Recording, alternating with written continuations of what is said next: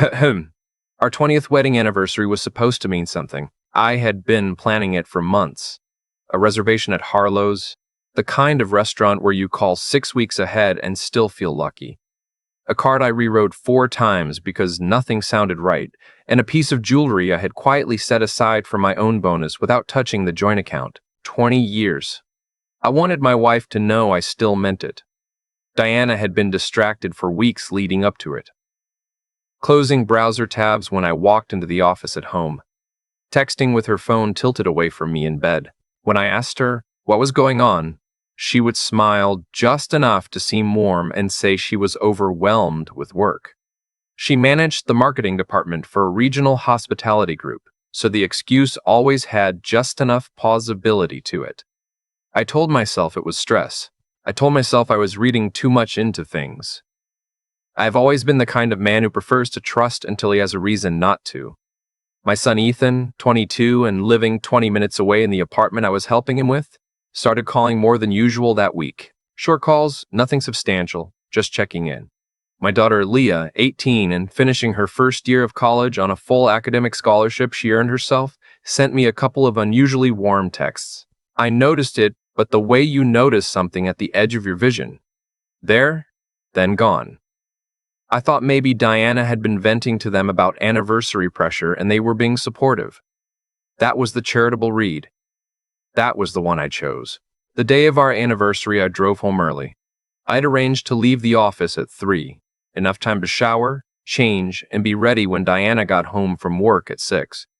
She knew about the reservation. She had said she was looking forward to it. I had her card in the jewelry box on the kitchen counter, right where she would see it when she walked in. She did not walk in at 6. I texted at 6:15. No reply.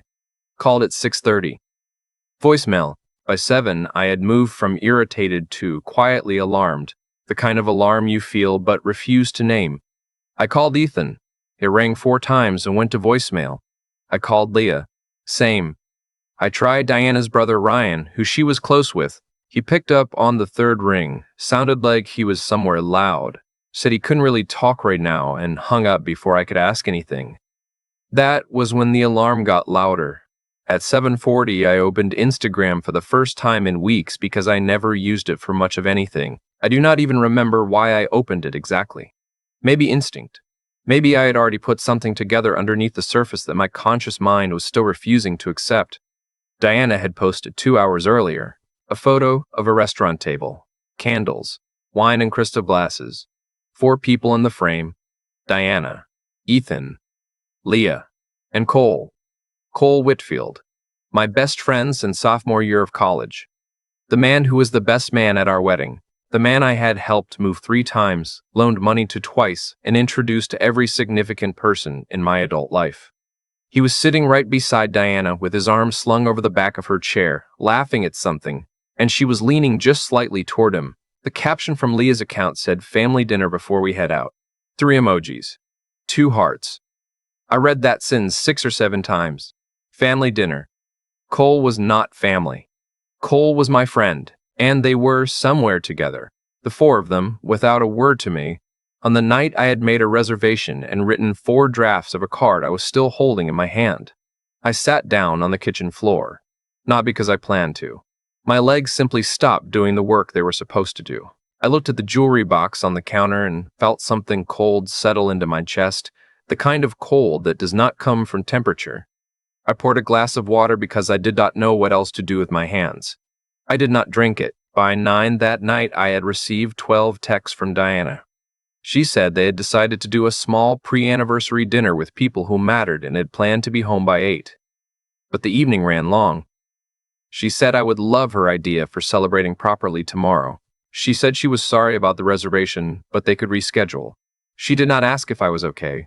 She did not mention Cole specifically, just said a few close friends had joined them. She wrote it all in a tone so breezy and managerial that I read it twice to make sure I had not missed some layer of apology underneath. I had not. I put the jewelry box in my nightstand drawer. I put the card in the trash. I went to bed before she came home and lay there with the lights off, not sleeping, just thinking with the particular clarity that comes when something inside you finally goes quiet. The next morning, I watched Diana move through the kitchen making coffee, and I said nothing about any of it. She kissed me on the cheek and said, "Happy anniversary, babe," and talked about rescheduling Harlow's for the weekend. I nodded and said sure and watched her face for anything that looked like guilt. She seemed fine. Completely fine. And somehow that was worse than anything she could have said. I started paying attention in a way I had not allowed myself to before. I am a structural engineer by training, which means I think in load-bearing terms, in what holds things up and what eventually causes them to fail. I began looking at the structure of my marriage the way I would look at a building that had started to show hairline fractures. Methodically, without sentiment. I looked at our finances first. I had always managed the accounts, paid the bills, handled investments.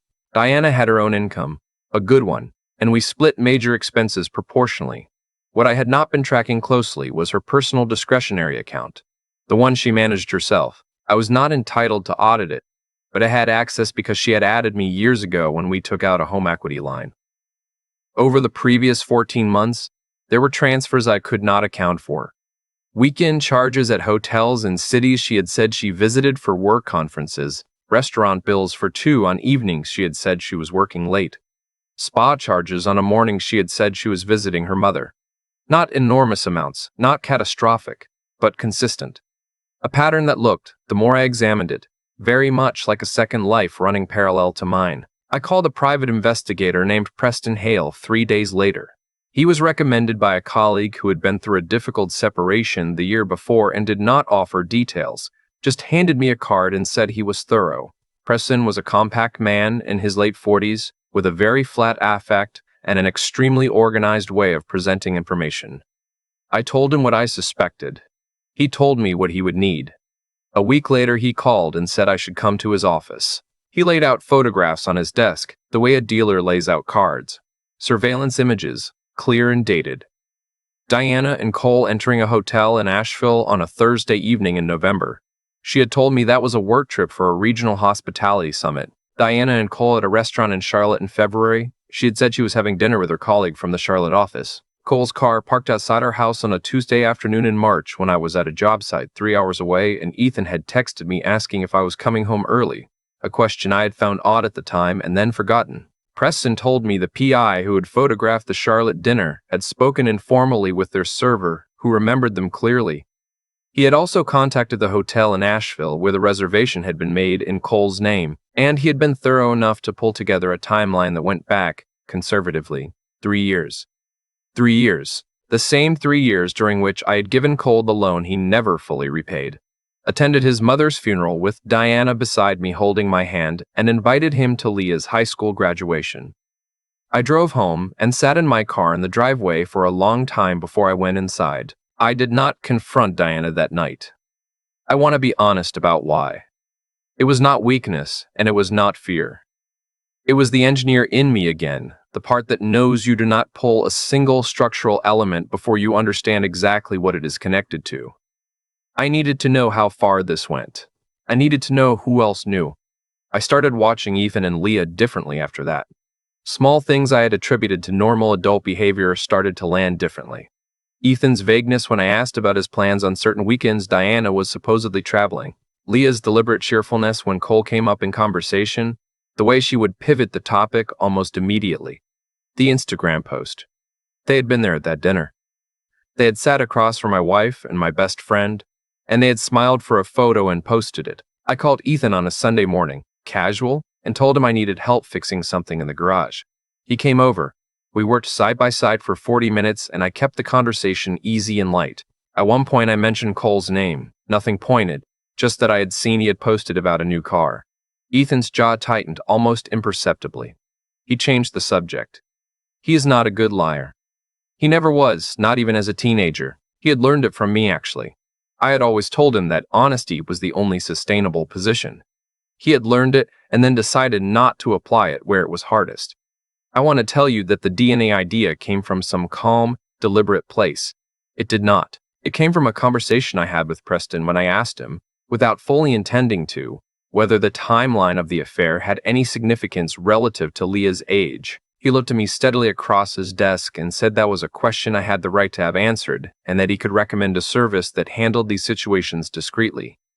Leah had been home the previous month for a weekend. She had used the bathroom in the hallway, the one with the brush she had used since she was 12.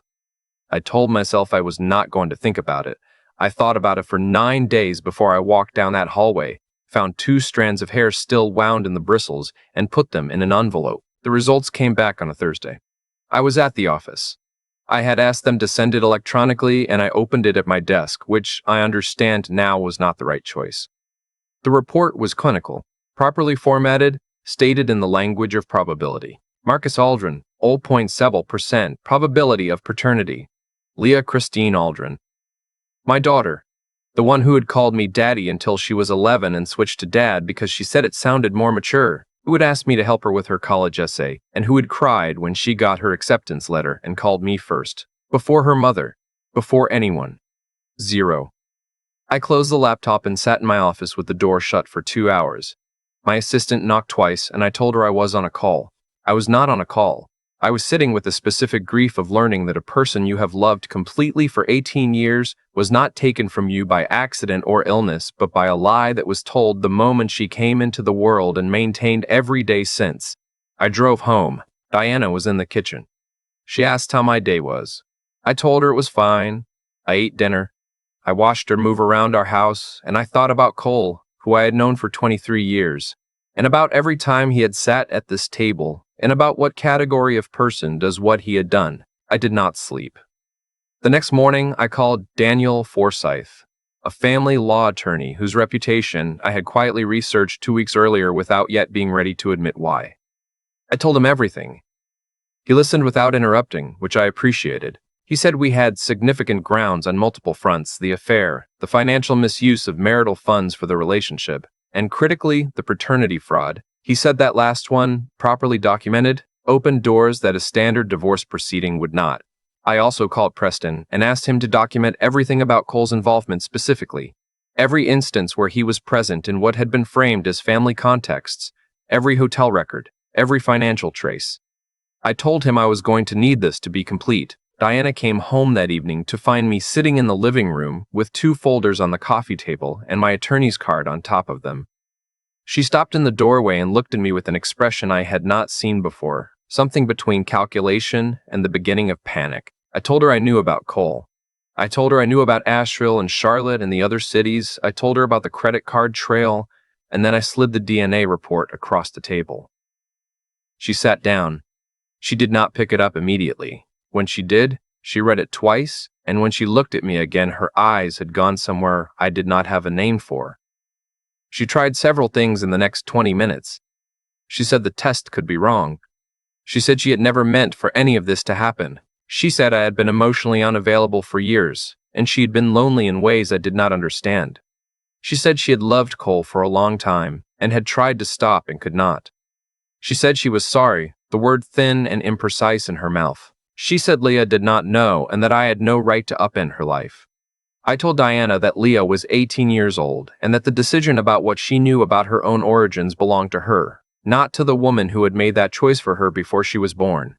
Diana told me I was being cruel. I told her I was being accurate, and that there was a difference, and that she was not in a position right now to make that distinction on my behalf. Ethan arrived an hour later. I had not called him. Diana must have texted while I was in the other room. He walked in with the specific expression of a person who has been bracing for something and is now standing inside it. He sat down and looked at the table and then at me. He said, "Dad, I want to explain." I told him I would listen. He said he had found out about Cole about 18 months ago, accidentally, when he borrowed Diana's laptop to print something and a message thread was open. He said he had confronted his mother and she had told him it was complicated, that it was ending, that involving me would destroy the family. He said he had believed her. He said he had kept it because he was scared and because he loved her and because he did not know what the right thing to do was. I sat with that for a moment. I understood the position he was in. I did not think it made what he had done acceptable. Those two things can be true simultaneously. I told him that his silence had cost me 18 months of continued deception. The anniversary dinner that had apparently included my wife's affair partner at the table while I sat at home with a card I had written 4 times, and the knowledge that every conversation I had trusted him to have with me honestly had been happening with something unsaid underneath it. He nodded. He looked like he wanted to be sick. I told him I loved him and that we were going to have to find a way through this, but that I needed him to leave for tonight. Cole called my cell phone that same night at 10:15. I have replayed that call in my head many times since. He said Diana had told him what was happening. He said he was sorry. He said he had not planned for it to go this far. He said he still wanted to be in my life, that what we had meant something to him, that he hoped in time I would understand. I listened to every word. When he finished, I told him that I had engaged an attorney and that any further communication should go through legal representation. I ended the call. 2 days later, Leah called from her dormitory. She did not mention any of this directly, which told me Diana had reached her first. She asked if I was okay. Her voice was careful in the way young people's voices get when they are trying to manage someone they love. I told her I was going to be fine. I told her that whatever her mother had said, the situation was between her parents, and that I wanted her to hear from me that my feelings for her had not changed and would not change. There was a long silence, and then she said, "Okay, Dad." Okay, she sounded like she was 12 years old again. My attorney filed the initial petition. He also filed a separate civil action naming Cole as a third party in a paternity fraud claim. Under the law in our state, a man who knowingly fathers a child and allows another man to bear the legal and financial responsibilities of parenthood for the duration of the child's childhood is liable for those costs. Leah was 18, so the clock had run. My attorney calculated the conservative figure for 18 years of direct financial support, education contributions, medical costs, and documented expenditures. The number on the civil complaint was $263,000. Cole's attorney called my attorney the following week to discuss settlement. Diana's lawyer tried to argue for spousal support based on her having managed household responsibilities alongside her career. My attorney introduced the hotel records, the financial transfers from the marital account toward the affair, and the paternity fraud documentation. The judge in our case was a measured woman who read everything carefully and said very little during the hearing. When the final settlement order came through, Diana received her own assets and her own income and the vehicle she had purchased. She did not receive spousal support. She did not receive a share of the retirement accounts I had built over 20 years. The judge's language in the order regarding marital misconduct and financial misappropriation was precise. Cole settled the civil case for $190,000, structured over 4 years. His attorney had argued the figure down from the original claim. My attorney had argued it back up. 190 was what the math and the documentation and the weight of a very clean paper trail produced. I did not feel triumphant when I signed the settlement agreement. I felt tired, but there is a difference between justice and satisfaction, and I had learned in those months not to confuse the two. Leah came home at the end of her spring semester. I picked her up at the airport and we drove to a dinner at a place she liked. Low-key, nothing ceremonial about it. Somewhere between the parking lot and the table, she said quietly that she had taken her own DNA test. That she had results.